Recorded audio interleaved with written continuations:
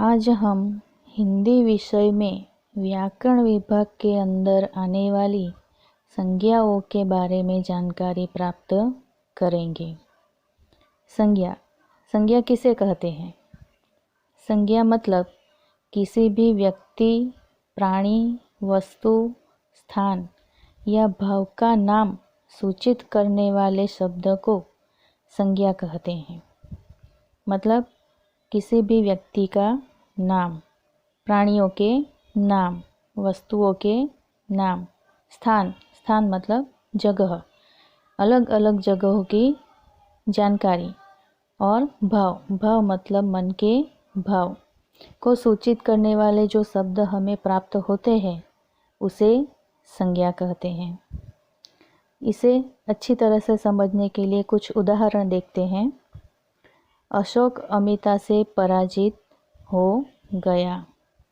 इस पहले उदाहरण में अशोक एक पुरुष का और अमिता एक स्त्री का नाम है। ये दोनों व्यक्ति हैं।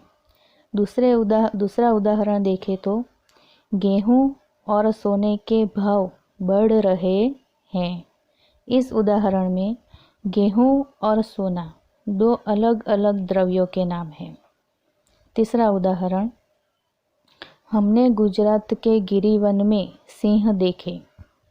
इस उदाहरण में देखें तो गुजरात और गिरिवन स्थान विशेष को सूचित करते हैं। किसी न किसी स्थान की जानकारी हमें देते हैं और सिंह एक प्राणी का नाम है। चौथा उदाहरण, बचपन से ही उसके दिल में बड़ी बड़ी आशाएं थी। इस वाक्य में बचपन एक अवस्था मतलब दशा का नाम है और आशा शब्द से मन का भाव सूचित होता है।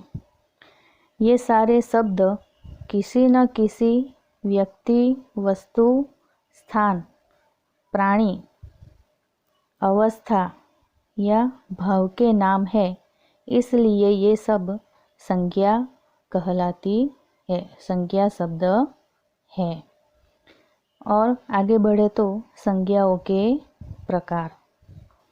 संज्ञाओं को 5 वर्गों में बांटा गया है, मतलब उसे 5 वर्गों में विभाजित किया गया है। ये 5 वर्ग है व्यक्ति, जाति, समूह, पदार्थ और भाव के आधार पर निश्चित किए गए हैं। इस वर्गीकरण के अनुसार संज्ञा 5 प्रकार की होती है। पहली, व्यक्तिवाचक संज्ञा। दूसरी, जातिवाचक संज्ञा। तीसरी, समूहवाचक संज्ञा। चौथी, द्रव्यवाचक संज्ञा या पदार्थवाचक संज्ञा। और पांचवी भाववाचक संज्ञा। फिर से एक बार, नंबर 1 पे है व्यक्तिवाचक संज्ञा, दूसरी जातिवाचक संज्ञा, तीसरी समूहवाचक संज्ञा, चौथी द्रव्यवाचक या पदार्थवाचक। उसे द्रव्यवाचक संज्ञा भी कह सकते हैं और पदार्थवाचक संज्ञा भी कह सकते हैं। और आखिर में 5वीं है भाववाचक संज्ञा। ये सारे संज्ञाओं के प्रकार है जिसे 5 वर्गों में बांटा गया है। विद्यार्थियों, आज यहाँ तक ही संज्ञा के प्रकारों के बारे में आज हमने जो पढ़ा है वो आप याद कीजिएगा। अगले ऑडियो में हम आगे उसके प्रकारों के बारे में समझेंगे।